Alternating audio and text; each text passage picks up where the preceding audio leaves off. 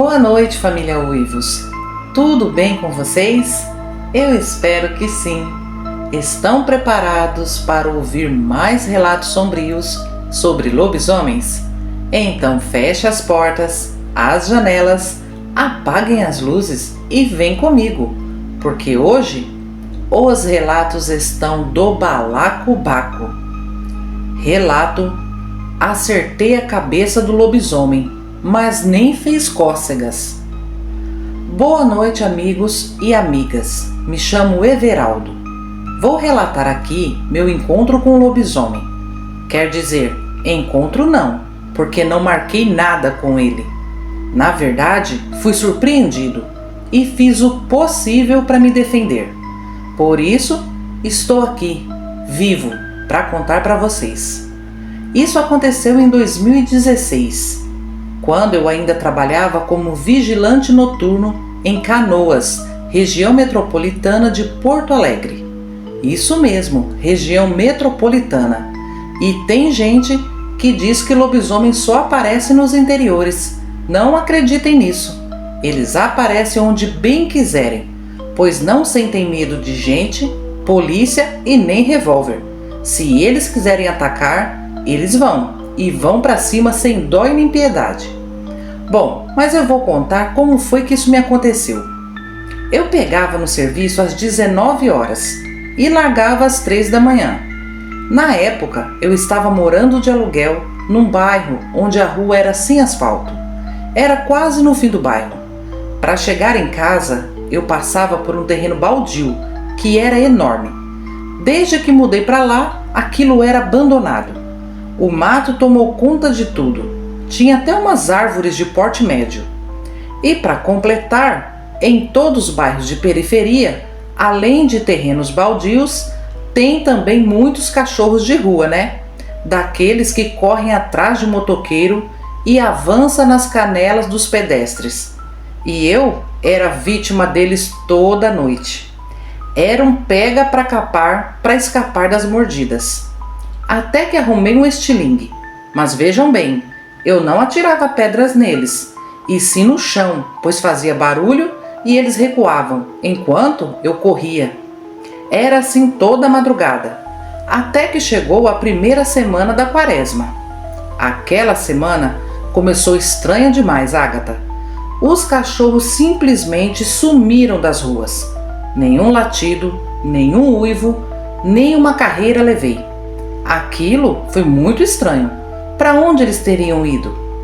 A semana passou rápido demais e logo chegou sexta-feira.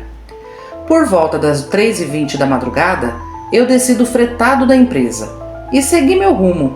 A rua estava deserta e, para piorar a situação, 2 postes estavam com as luzes queimadas, bem no trecho do terreno baldio. Azar pra pobre é bobagem, né? Lá vai eu, caminhando sentindo falta dos cachorros. Caminhei uns 50 metros e senti aquela sensação ruim. Senti que tinha alguém atrás de mim. Olhei para trás e não vi ninguém. Continuei andando com aquela sensação que cada passo que eu dava, outro ecoava atrás de mim. Aí, quando estava quase passando em frente ao terreno baldio, ouvi um barulho no mato. Tinha alguma coisa se movendo lá dentro. E pelo barulho, não era cachorro pequeno não. Aquilo me deu um arrepio da cabeça aos pés. Fiz o sinal da cruz e passei devagarinho olhando. Foi aí que, sem aviso prévio, o mato se abriu de uma vez e saiu uma coisa andando de 4. Ágata, a visão não foi bonita não, minha amiga. Aquilo era grande e preto. O bicho saiu totalmente para a rua. Aí eu pude ver melhor. As costas eram altas, as pernas longas, os ombros largos e a cabeça grande e pensa. Na hora eu travei e não tirei os olhos dele. Ele começou a vir na minha direção, devagar, sem rosnar ou latir, só me observando. O meu coração quase saltou pela garganta nessa hora. Puxei o estilingue do bolso junto com uma das pedras que eu sempre carregava junto e mirei na cabeça dele. Quando percebi que ele ia continuar vindo para cima de mim, Agatha, eu disparei o estilingue. Acertei, porque ele estava a menos de 6 metros. Fez um barulho seco. Imaginei que a dor o faria correr, mas que nada. Agatha, ele nem piscou. Simplesmente parou, se ergueu em 2 pernas. As patas dianteiras viraram braços compridos. O corpo esticou. Ficou mais alto que eu, e olha que tenho 1,92 de altura. A cara era a coisa mais horrível do mundo. Os olhos meio avermelhados. Ele inclinou a cabeça para frente e fungou forte. Dei alguns passos para trás e tentei puxar mais pedras do bolso. Mas quem disse que eu conseguia? Eu tremia tanto que as mãos não obedeciam. Minha única chance era correr. E foi o que eu fiz. Larguei estilingue, pedra e corri. Corri feito um condenado. E o pior é que ele correu atrás de mim. Eu ouvia os passos pesados me acompanhando. Eram passadas longas. Ele sabia que me alcançaria quando quisesse. Olha, eu não pensei em mais nada. Eu só queria sumir dali. Por milagre de Deus, eu cheguei no portão de casa, quase derrubando. Entrei rapidamente e pulei para dentro. Minha família inteira acordou com aquele barulho, mas não acreditaram que tinha um lobisomem me perseguindo. Só levaram a sério minutos depois, quando ouviram do lado de fora do muro aquela respiração forte e aquele fungado esquisito, seguidos de arranhões no muro e no nosso portão. Aí todos ficaram em silêncio, se borrando de medo também. Meu pai foi o primeiro a ir conferir se todas as portas e janelas estavam bem trancadas. Eu nunca vi minha mãe com tanto medo, a bichinha tremia. Agatha, o lobisomem ficou no pé do muro até umas 5 horas da manhã. E a gente via a hora dele pular para dentro do quintal. Passamos a noite em prontidão. Só na manhã seguinte que fomos ver se ele tinha deixado o rastro. E achamos as marcas das pegadas espalhadas pela rua. Os meus vizinhos vieram saber se estávamos bem, pois eles ouviram e viram o lobisomem também. Nosso vizinho mais antigo me falou que toda a época de quaresma, depois das 3 horas da manhã, ouvia o lobisomem andando pela rua. Olha, eu nunca tinha visto aquele lobisomem, nem imaginava que um dia ia ver frente a frente. Fiquei tão assustado que pedi para trocar de turno. Durante toda a quaresma daquele ano, os cachorros continuaram sumidos. Não sei para onde eles foram, pois algum tempo depois me mudei de bairro e até então eles não voltaram a circular naquela rua. É isso, Agatha. Esse é o meu relato, uma experiência real que vivi e tive por testemunha minha família e alguns vizinhos que também viram. Lobisomem existe de verdade, podem acreditar. Obrigado a todos e boa noite. Relato: lobisomem escolhia quem ia atacar. Saudações, família Uivos, me chamo Tiago. Irei contar o que vivenciei em 2014. Bom, moro no interior de Minas, perto da divisa com o Espírito Santo. Naquela época, eu trabalhava fazendo entregas de ração em fazendas da região. E lembro bem, era tempo de quaresma. Naquele bendito dia, o caminhão resolveu quebrar o eixo na última entrega. O dono daquela fazenda era seu Rômulo, muito gente boa. Sempre que eu ia em sua propriedade, me oferecia suco de manga bem gelado. Diante daquela situação chata, ele me convidou para ir até a sede esperar por um guincho. A fazenda em questão ficava a uns 3 quilômetros da estrada principal. Seu Rômulo morava sozinho, era viúvo e a única filha morava em São Paulo. A casa sede era muito simples, nada de luxo. Para dizer a verdade, nem parecia uma sede de fazenda, de tão modesta que era. Era rodeada por pastos e nos fundos tinha um pedaço grande de mata fechada. Agatha, aquela região era tão isolada que não pegava sinal de celular. Até o sinal de TV era limitado. Só conseguia acionar um guincho graças a um amigo do seu Rômulo, que estava lá na hora que o eixo quebrou. e ele me disse que estava voltando para a cidade e avisaria um serviço de guincho. Bom, depois que esse amigo foi embora, ficaram apenas seu Rômulo e eu, sentados na varanda, tomando suco de manga e conversando sobre a vida. Mas logo começou a escurecer, e nada do bendito guincho. Aí seu Rômulo me falou: "Eita, Tiago, tô achando que sua carona só vai vir pela manhã. Aqui, depois que escurece, ninguém fica rodando por aí." Agatha, eu até ri, achei que era papo do seu Rômulo para me colocar medo. Mas o guincho não veio mesmo. Bom, eu acabei ficando por lá. Jantamos cedo, uma bela galinhada com pimenta e angu, e lá pelas 8h30 da noite sentamos na sala. Tomamos café e continuamos proseando. Até então estava um silêncio absurdo, só o barulho distante de algum gado mugindo. Mas esse clima calmo mudou depois das 10 horas. Os cachorros começaram a latir. Eram latidos desesperados e de medo. Então eu fui até a varanda e seu Rômulo veio em seguida. Percebi que no pasto perto do curral o gado estava agitado. Algumas vacas corriam em círculos, como se algo estivesse cercando elas. Então perguntei para o seu Rômulo: "O senhor tem uma lanterna fácil aí?" Rapidamente ele buscou e me entregou.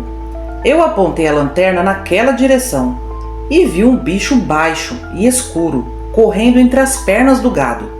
Parecia um cachorro, mas era maior. Aí eu falei: "Parece um cachorrão, é do senhor?" E ele me respondeu seco: "Meu não tem um cachorro desse tamanho." Agatha, aquele bicho corria muito rápido, viu? As patas faziam um barulho estranho na terra. E de repente ele percebeu a nossa presença, pois parou de correr e se levantou. Foi como se desenrolasse o corpo. Ficou muito alto, mais de 2 metros de altura fácil.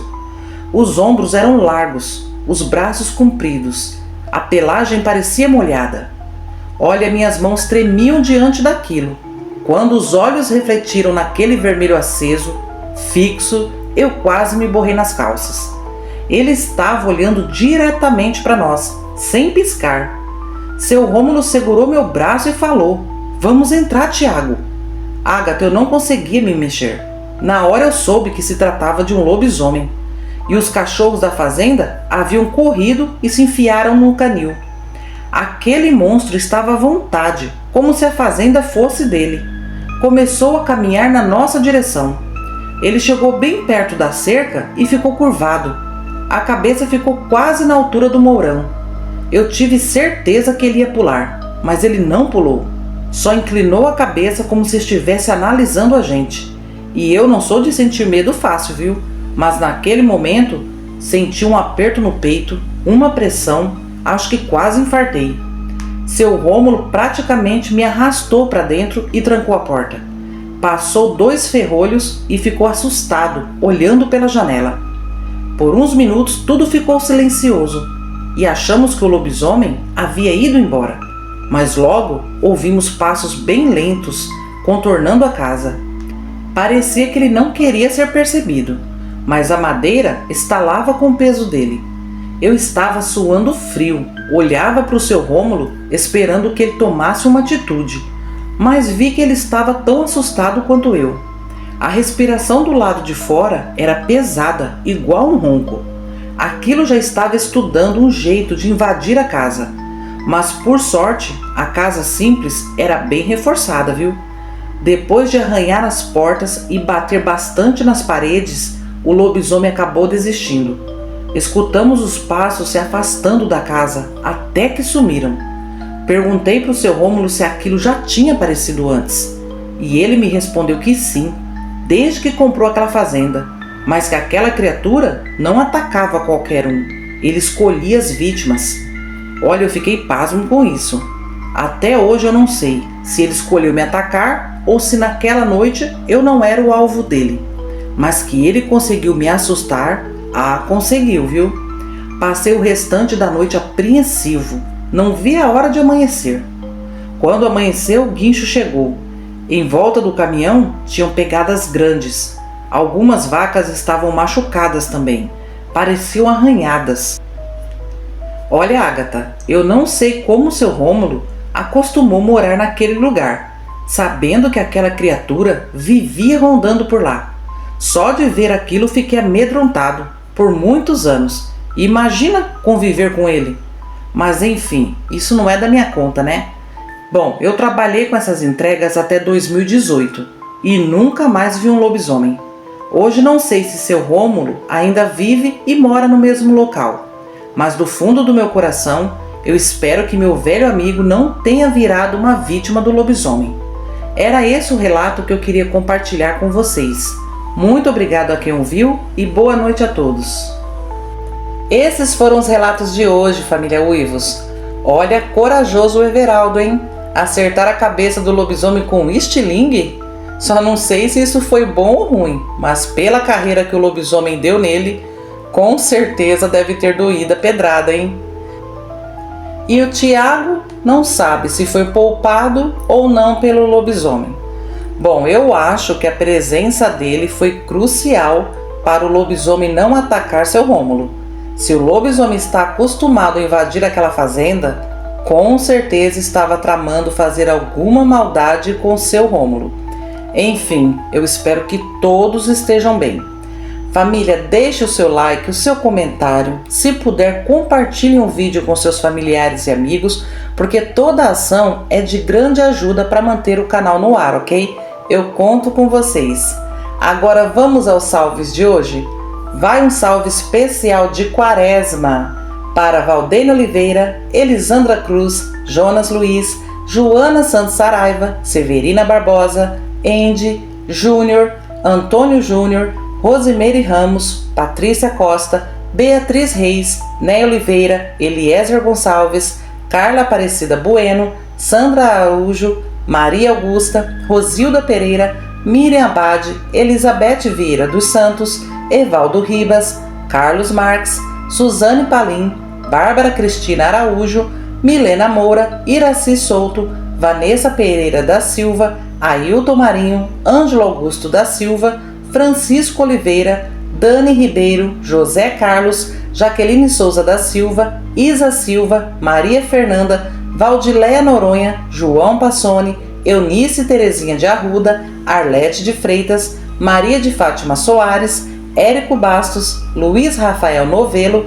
Mili Bexeile, Adriana Silva, Gessiano Alves, Peter Souza Santos, P. Silva, Clairton de Souza, Isaac Silva, Quinha Caragua, Bode Velho, Nilce do Lago, Florinda Dias, Samara Cavalcante Ferreira, Angélica Guimarães, Né Oliveira, Talita Silva, Leila Borges, Tânia Tomico, Cantinho da Ed, Cristiane Martins, Elaine Pluceno, Bárbara Dias, Jorge Capella, Divina da Silva, Verdades Inconvenientes, Ruth Nea, Emerson Tadeu, Sandra Helena, Karina Alves, Sofia, Reinaldo Ferreira, Gustavo Prado, Maria Fernanda, Wendel José Gonçalves, Simone Fagundes, Marcelo Stradman, Carla Krause, Inácio Fernandes e Muriel 2012, Márcia Cristina, Rafael Valdemar, Antônio Duarte, Marco Antônio Paula, Russo e Ana Cristina Mendonça.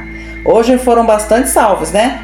Mas se mesmo assim eu esqueci de citar você, me perdoe e receba meu salve e meu carinho do mesmo jeito, ok? Família, obrigada por ficarem comigo até o final do vídeo. Gratidão! Agora eu me despeço desejando uma noite abençoada, uma excelente semana a todos vocês. Um abração da sua amiga Ágata e até sexta-feira, família Uivos. Tchau, tchau!